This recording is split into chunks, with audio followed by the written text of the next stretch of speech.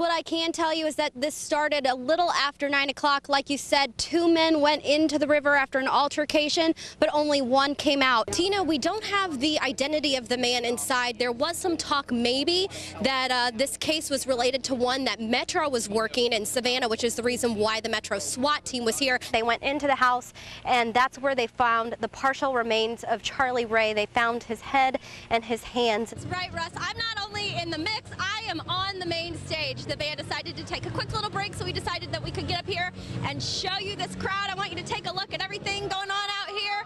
Look at all these nice folks. They could be anywhere right now, and they decided that they were going to hang out here in Savannah and say goodbye to 2012, hello 2013. Police will string a chain from one yellow pole over to the next, but businesses like Olympia Cafe say they would like to see it happen even earlier. They make it look easy, but a lot of work goes into getting these stops just right, because something could go wrong in an instant. Broughton Street is busy with shoppers that are skipping the mall and shopping local instead. This warehouse will be empty, and the cookies will be on their way to all corners of the globe. Pulaski Square is an option, but as you can see, it's a far cry from the hustle and bustle of City Market. The tour companies rely on that foot traffic, and they say without it, they'll be in trouble. Now, you might remember the district faced some tough criticism from parents at the beginning of the school year when they buckled down on many of their policies, limiting who can visit students and how often. It's a change that students will feel throughout the district because it all revolves around transportation and getting the kids to school on time. Andrew, to us, $15 million would seem like a lot of money, but it actually takes $454 million just to run this district. Hold both hands out of the window. You've seen traffic stops like this one on TV. Slowly step out of the vehicle. But to go by the book, these recruits are doing some hands-on learning. Clear.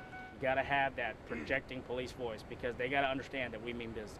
This isn't your normal police pullover. These men and women are learning what to do in a high-risk felony traffic stop. It's a situation that requires control, precision, and teamwork. Until you can see the floorboard of the passenger side of the car, it is not clear. This is a profession that is teamwork. That's why law enforcement has such camaraderie between one another, is because we rely so much on each other to get the job done safely. And safety is the name of the game. You're standing in the fatal funnel of the trunk. You don't want to stay there, okay? Metro Police trainers, along with Georgia Public Training safety officers, are leading the drills, Get your handcuffs out.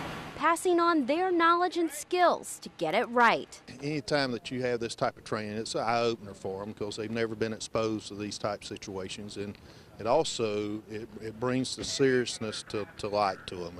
This is a serious situation, and it could be life or death for them. They make it look easy, but a lot of work goes into getting these stops just right, because something could go wrong in an instant.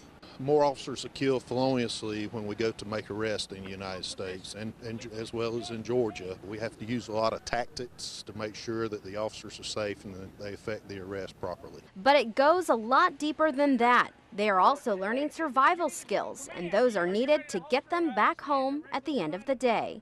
In Savannah, Meredith Ley, WSAV News 3. It just doesn't make any sense of why anybody would want to do that. Being in the car business, Dwayne Bartels has seen a lot of people try to cut corners to save some cash, even if it means sacrificing safety. They'll go online, they'll look at compatible airbags that they can save a lot of money on. The recent warning does not apply to dealers or reputable body shops like this one, but instead establishments that offer low prices.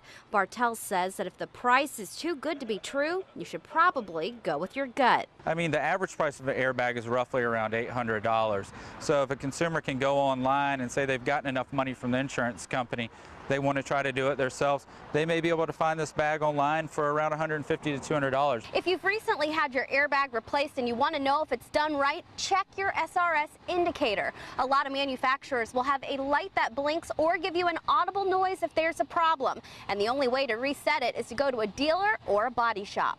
once we hook our diagnostic equipment up to it, it'll tell us whether we actually have a good bag or a faulty bag. And by just stuffing the bag back in the dash and seaming the dash back up won't reset the light. We're not going to be able to do it unless there's a known good part in the vehicle. As it turns out, it all comes down to having a reputable insurance company. They only work with shops that use original equipment from manufacturers, because in the end, their name and your safety is on the line. Manufacturer, when they send it, our boxes are sealed. We have tear-off stickers on them that show whether they've been tampered with. And you know when it makes it to the body shop, these guys are the first person to actually open that part and put it in the vehicle.